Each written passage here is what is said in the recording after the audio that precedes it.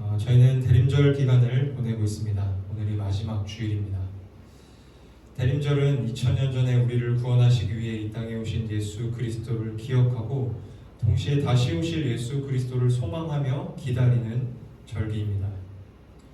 이 기간 동안 저희는 각각의 복음서가 이야기하고 있는 예수님의 오심에 관한 말씀을 나누고 있습니다.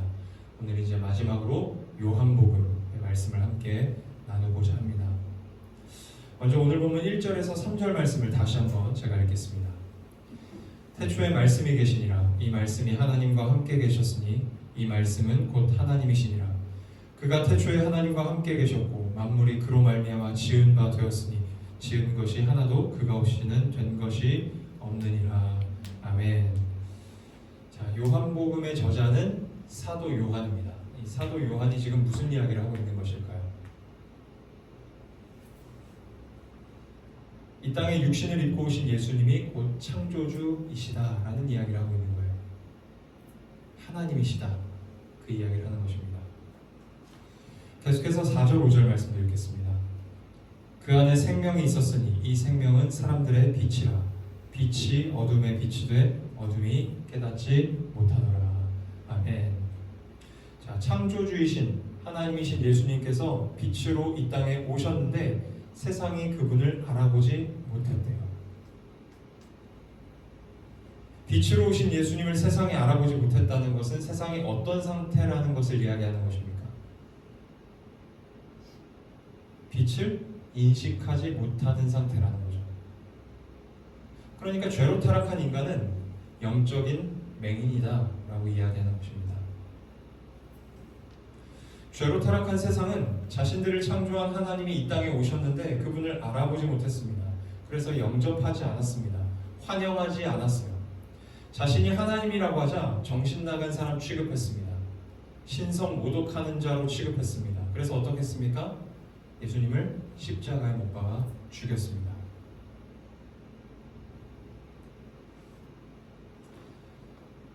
이와 같은 사실이 무엇을 말해주는 것일까요? 인간들이 예수님을 알아볼 수 없는 무능력한 상태 가운데 예수님이 오셨다는 것입니다. 예수님은 어떤 호의도 환영도 받지 못하는 가운데 이 땅에 오셨습니다. 그 모든 것을 미리 아셨음에도 불구하고 죄로 타락한 인간들을 구원하시려고 하나님이 먼저 찾아오신 사건이 예수님의 성육신 사건입니다. 하나님은 언제나 먼저 찾아가셨습니다. 선악과를 따먹고 동산 깊은 곳에 숨어있는 아담과 하와를 먼저 찾아가셨습니다. 요한복음 4장에서 예수님은 사마리아 여인을 먼저 찾아가셨습니다. 요한복음 5장에서 예수님은 벳세다 연못에 있는 38년 된 병자를 먼저 찾아가셨습니다. 요한복음 9장에서 예수님은 날 때부터 맹인된 사람을 먼저 찾아가셨습니다. 오늘 저희들이 신자로 살아갈 수 있는 것도 주님의 먼저 찾아오심의 결과입니다. 그리고 주님은 지금도 우리를 먼저 찾아오십니다.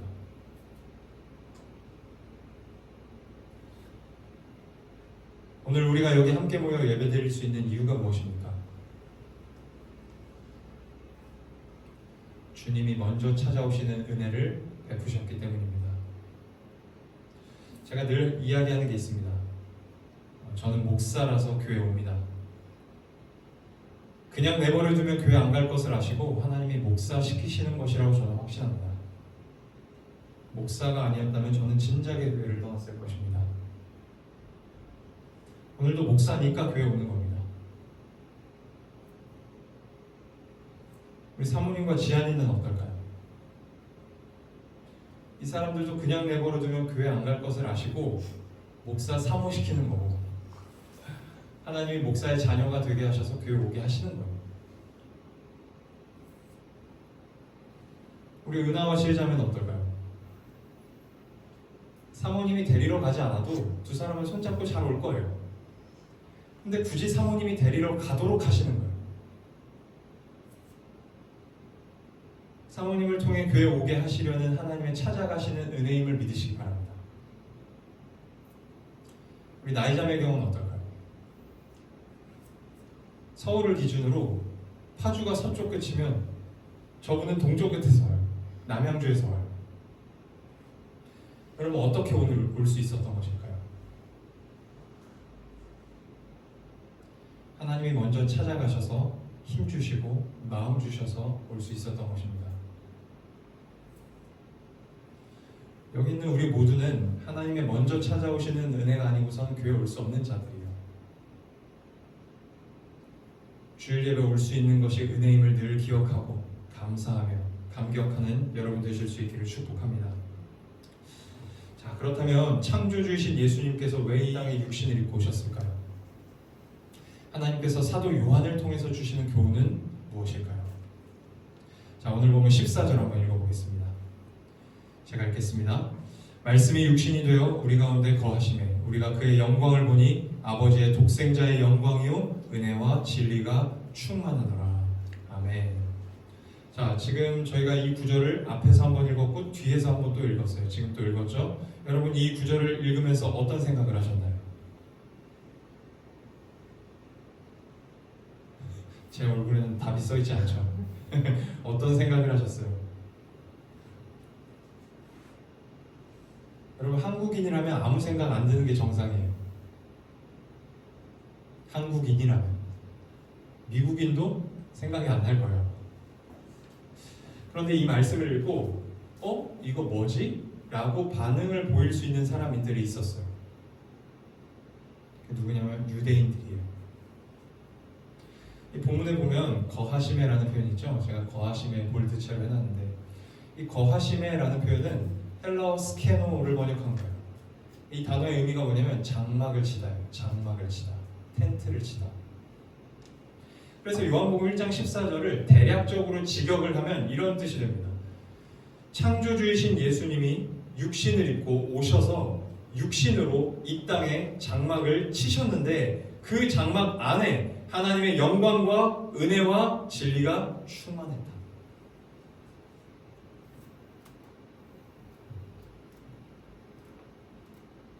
유대인들은 사도 요한이 이 이야기를 하고 있다는 것을 단번에 알았을 거예요. 그리고 동시에 이 구절을 떠올렸을 것입니다. 출애굽기 40장 34절 말씀이에요. 구름이 회막에 덮이고 여호와의 영광이 성막에 충만하네. 성막이 완성되자 하나님께서 성막에 임재하신 장면이에요. 14절과 굉장히 비슷하죠. 구절이.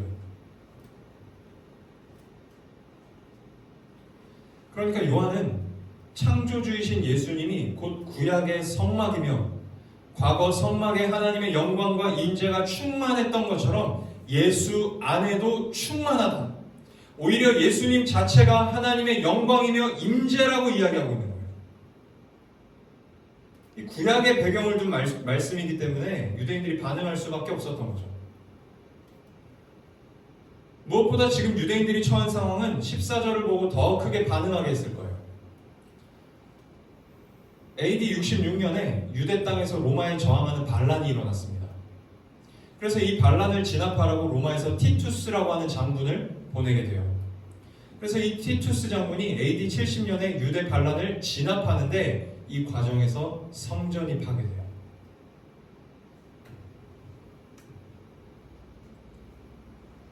지금 요한은 파괴된 성전을 바라보고 있는 유대인들을 염두에 두고 이 요한복음을 쓰고 있는 것입니다.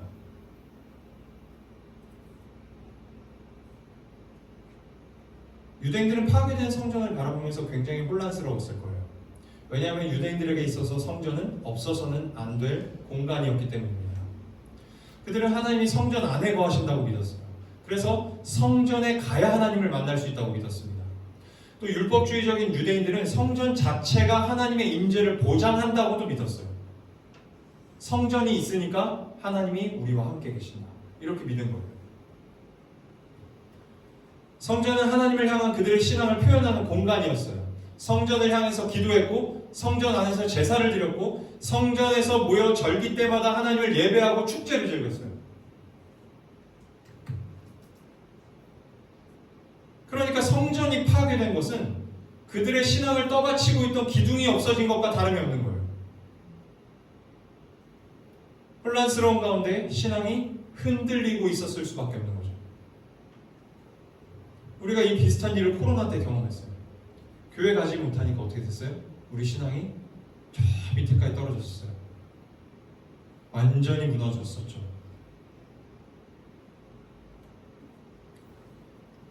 파괴된 성전을 바라보며 유대인들은 이런 질문을 던졌을 것입니다. 우리는 이제 어디서 하나님을 만날 수 있지? 우리는 이제 어디서 어떻게 하나님께 예배드려야지? 그 질문이 있어서 요한복음 4장의 수가성녀의 이야기가 나오는 거예요. 하나님은 우리를 진짜 버리신 것일까? 떠나신 것일까?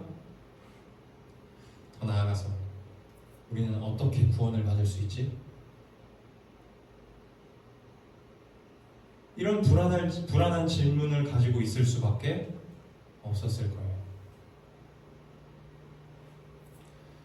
그렇게 파괴된 성전을 바라보며 신앙의 혼란을 겪고 있는 유대인들을 향해서 요한이 말하는 거예요. 예수님이 곧 성막이시며 예수님이 곧 성전이시다. 이 내용을 기억해 두고 다시 오늘 본문으로 돌아가겠습니다. 오늘 본문은 창조주이신 예수님께서 육신을 입고 이 땅에 오셨다라고 이야기합니다. 이러한 내용을 아주 드라마틱하게 잘 보여주는 본문이 있어요. 요한복음 6장으로 가보겠습니다. 요한복음 6장 16절에서 21절 말씀입니다. 저물매 제자들이 바다에 내려가서 배를 타고 바다를 건너 가버나움으로 가는데 이미 어두웠고 예수는 아직 그들에게 오시지 아니하셨더니 큰 바람이 불어 파도가 일어나더라. 제자들이 노를 저어 10여리쯤 가다가 예수께서 바다 위로 걸어 배에 가까이 오심을 보고 두려워하거늘 이르시되 내니 두려워하지 말라 하신대 이에 기뻐서 배로 영접하니 배는 곧 그들이 가려던 땅에 이르렀더라. 아멘. 자, 이 본문은 단순히 예수님께서 물 위를 걸으시는 기적을 행하셨다, 그래서 예수님 정말 대단하신 분이시다를 이야기하는 본문이 아니라고 전에 말씀드린 적이 있습니다. 이 본문에서 우리가 주목해야 할 표현이 있어요. 바다와 어둠이에요. 바다와 어둠. 17절, 18절에 있어요. 이 바다는 유대인들에게 혼돈과 무질서를 상징하는 공간이에요. 혼돈과 무질서. 그리고 어둠은 특히나 요한복음에서 중요한 표현인데요. 예수님 없는 상태, 예수님을 믿지 않는 죄인의 상태를 가리키는 표현이에요. 바다는 혼돈과 무질서를 상징하고 어둠은 예수님을 믿지 않는 죄인의 상태를 나타내요. 자, 그럼 17절, 18절만 다시 한번 읽어보겠습니다. 배를 타고 바다를 건너 가버나움으로 가는데 이미 어두웠고 예수는 아직 그들에게 오시지 아니하셨더니 큰 바람이 불어 파도가 일어나더라. 자, 바다와 어둠이 가진 의미로 볼 때 이 장면은 무엇을 보여주는 장면일까요?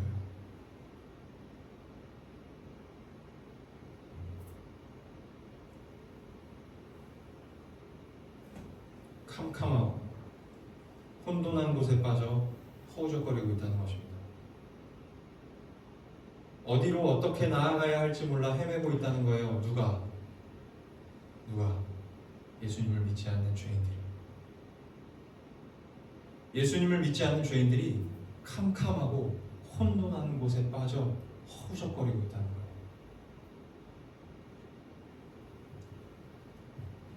자, 효류하고 있는 제자들에게 예수님이 바다 위를 걸어 찾아오십니다. 그리고는 이렇게 말씀하시죠. 내니 두려워하지 마라. 이 내니라고 하는 표현은요, 헬라어 에고 에이미를 번역한 것인데요, 나는 무엇이다로 번역되는 표현이에요. 나는 부활이요 생명이다. 나는 양의 문이다 할 때 에고 에이미가 쓰여졌어요.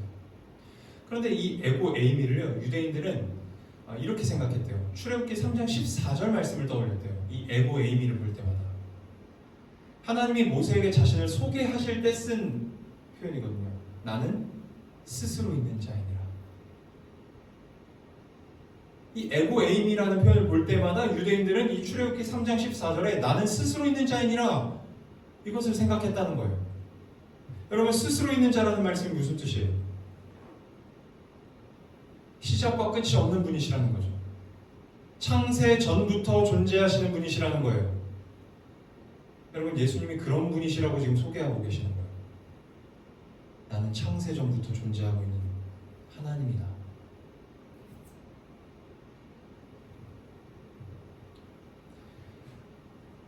그래서 표류하고 있는 제자들을 구하시려고 이 혼돈한 바다 위를 걸어가신 예수님의 이야기는 우리를 창세기 1장으로 이끕니다. 창세기 1장 2절입니다. 땅이 혼돈하고 공허하며 흑암이 깊음 위에 있고 하나님의 영은 수면 위에 운행하시니라.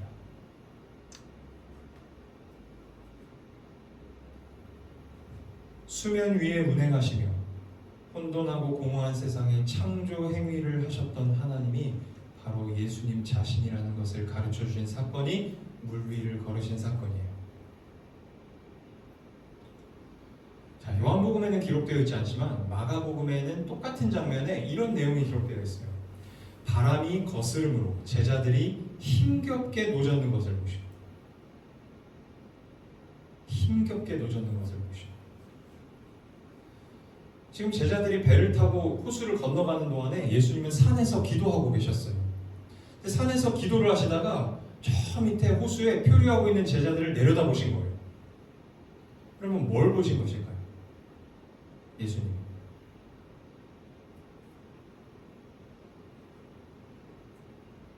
하나님 없이 캄캄하고 혼돈한 세상에서 자신의 힘으로 자기 인생을 끌고 나가려는 죄인들의 모습을 보신 것입니다. 그래서 예수님이 내려오신 거예요.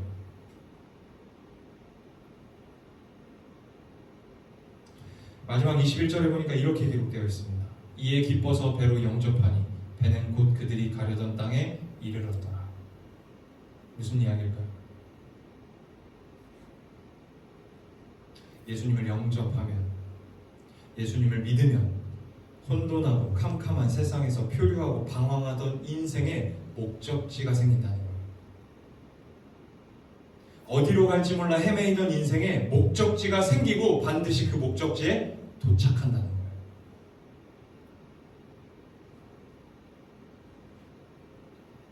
창조주께서 인간을 창조하셨을 때 두고자 하셨던 자리, 인간이 죄로 타락하여 잃어버린 그 자리에 주님이 가게 하신다는 거예요. 가게 하시려고 내려오셨고 가게 하시려고 구원하셨다는 것입니다. 여러분, 그 자리가 어디입니까? 하나님의 나라입니다. 자, 다시 앞으로 돌아가겠습니다. 오늘 본문 14절을 다시 한번 읽겠습니다. 말씀이 육신이 되어 우리 가운데 거하시매 우리가 그의 영광을 보니 아버지의 독생자의 영광이요 은혜와 진리가 충만하더라. 아멘. 자, 파괴된 성전을 바라보며 신앙의 혼란을 겪고 있는 유대인들을 향해서 예수님이 곧 성막이시다, 예수님이 곧 성전이시다라는 이야기를 지금 요한이 하고 있는 거라고 이야기했어요. 여러분, 이 성막과 예수님의 오심, 요한복음에서 예수님의 오심이 어떻게 연결되는 걸까요? 무슨 관련이 있을까요? 자, 출애굽기 40장 34절에서 38절 말씀입니다. 구름이 회막에 덮이고 여호와의 영광이 성막에 충만하며, 아까 읽었던 말씀이죠. 모세가 회막에 들어갈 수 없었으니 이는 구름이 회막 위에 덮이고 여호와의 영광이 성막에 충만함이었으며, 구름이 성막 위에서 떠오를 때에는 이스라엘 자손이 그 모든 행진하는 길에 앞으로 나아갔고, 구름이 떠오르지 않을 때에는 떠오르는 날까지 나아가지 아니하였으며, 낮에는 여호와의 구름이 성막 위에 있고 밤에는 불이 그 구름 가운데 있음을 이스라엘의 온 족속이 그 모든 행진하는 길에서 그들의 눈으로 보았더라. 아멘. 자, 이게 무슨 장면일까요? 성막이 완성되고, 모세를 통해서 성막이 완성되고 하나님의 영광이 성막에 가득했다는 것을 이야기하면서 이제 성막이 이스라엘 공동체 가운데 어떤 역할을 하는지를 이야기하는 거예요. 어떤 역할을 하고 있어요? 36절 보니까 성막 위에 구름이 덮이면 이스라엘은 이동하지 않아요. 그런데 구름이 성막 위에 뜨면 이스라엘은 이동했어요.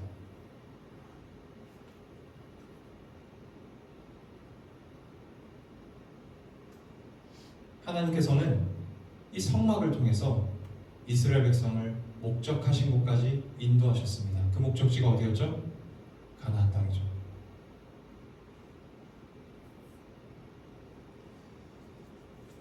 과거 성막을 통해 이스라엘 백성을 가나안 땅으로 인도하셨던 하나님이 이제는 육신을 입고 이 땅에 오신 예수 그리스도를 통해 가나안 땅이 예표하는 참된 목적지 하나님 나라까지 인도하신다는 것을 요한이 이야기하는 것입니다.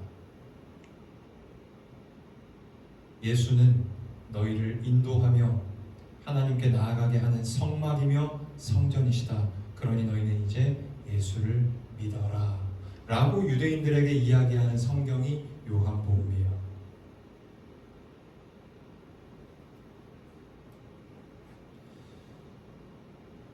사랑하는 여러분, 예수님께서는 혼돈하고 캄캄한 세상에서 어디로 어떻게 나아가야 할지 몰라 헤매고 있는 우리를 구원하시고자 그저 자기 힘으로 자기 인생을 이끌고 나가려는 가련한 우리를 구원하시고자 이 땅에 오셨습니다. 창조주께서 인간을 창조하셨을 때 두고자 하셨던 자리에 인간이 죄로 타락하여 잃어버린 그 자리에 우리로 가게 하시려고 이 땅에 오셨고 우리를 구원하셨습니다. 주님은 반드시 우리를 그곳으로 인도하실 거예요.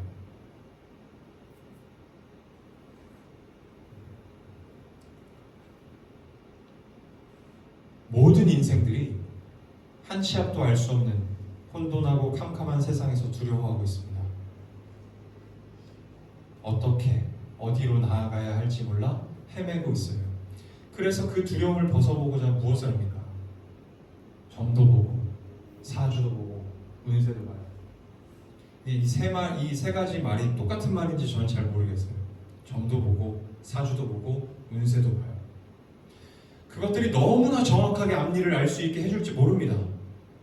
정말 정확하게. 그러나 그래서 우리가 어디로 가고 있는지 말하지 않아요. 뭐 제가 점을 보고 하는 얘기는 아니에요. 그래서 우리가 어디로 가고 있는지는 말하지 않아요. 너무나도 정확하게 앞일을 알려주어 그것을 열심히 쫓아가면 그 끝에 죽음이라는 낭떠러지가 있다는 걸 귀신도 알아서 그래요.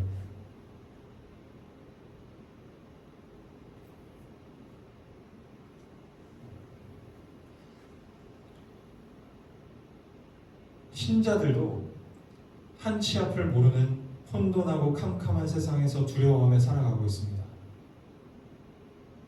그러나 이것을 반드시 기억하십시오. 우리에게는 분명한 목적지가 있습니다. 그 목적지까지 주님이 인도하고 계시기에 신자는 반드시 거기에 이르게 될 거예요. 이 사실을 믿고 사는 것이 신앙생활입니다. 사랑하는 여러분, 그래서 신자는 어떤 경우에도 길을 잃지 않습니다. 길을 잃지 않아요. 어디로 가야 하는지, 출구가 어딘지 고민하지 않아도 됩니다. 이리로 가도 하나님의 나라에 이르게 될 것이고 저리로 가도 하나님 나라에 이르게 될 것입니다.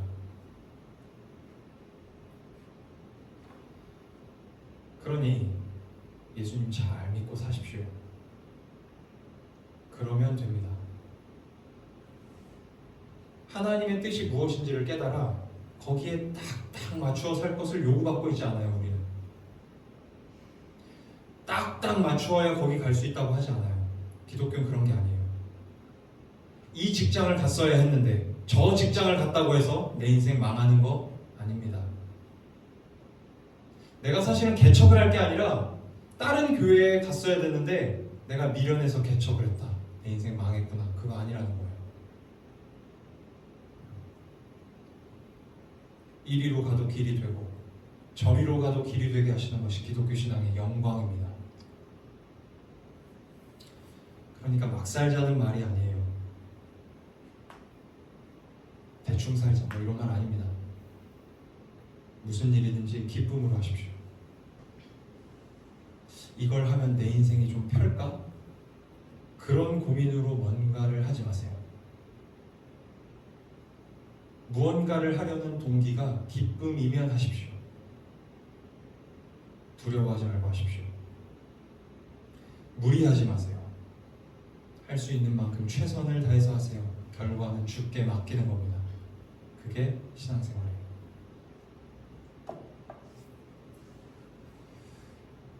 혹시 지금 여러분의 인생에 고난이 있습니까? 지금의 고난이 결국 우리 인생의 결말이 아니라는 사실을 믿고 잘 견디세요. 시편 23편 4절에서 다윗이 이렇게 고백하죠. 내가 사망의 음침한 골짜기로 다닐지라도 내가 해를 두려워하지 않을 것은 주께서 나와 함께 하시리라. 주의 지팡이와 막대기가 나를 지키시나이다. 여러분, 주님께서 왜 양을 사망의 음침한 골짜기로 데리고 가신다고 했나요? 기억나나요? 주님께서 왜 양을 사망의 음침한 골짜기로 데리고 가실까요? 거기를 지나야 집이 나오기 때문입니다. 사망의 음침한 골짜기를 지나야 푸른 초장이 나오기 때문입니다.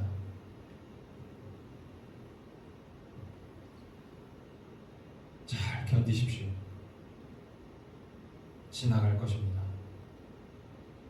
우리의 결말은 반드시 승리이고 영광이고 부활이며 하나님 나라입니다. 말씀을 맺겠습니다. 이번 주에 제가 제주도도 다녀왔고 또 다녀와서 제가 존경하는 목사님 한 분을 만나 뵙고 왔어요. 목사님께서도 35년 전에 교회를 개척하신 분이십니다. 목사님이 저에게 어떠냐고 물으시길래 목사님 저 머리에 빵꾸 났어요 그랬어요. 머리에 저 빵꾸 났어요. 1년 만에. 목사님께서 다 이해하신다는 표정으로 저에게 이렇게 말씀하셨어요. 이 목사님이 잘못해서 그런 거 아니야. 목사님이 실력이 부족해서도 아니야. 다 하나님 때문이야. 하나님이 목사님을 그렇게 인도하고 계시는 거야. 그러니까 한숨 쉬지 마. 그냥 하나님이 어떻게 일하시는지 지켜봐.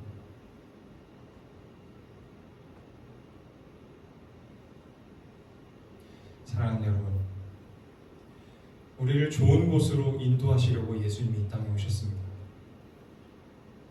그리고 지금도 예수님께서는 성령으로 우리를 인도하고 계십니다.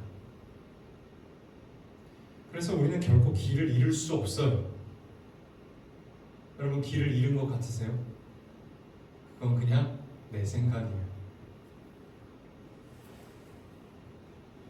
두려워하지 마십시오. 담대하십시오. 하나님이 우리 각자의 인생을 어떻게 거기까지 끌고 가시는지 그저 지켜봅시다. 기도하겠습니다.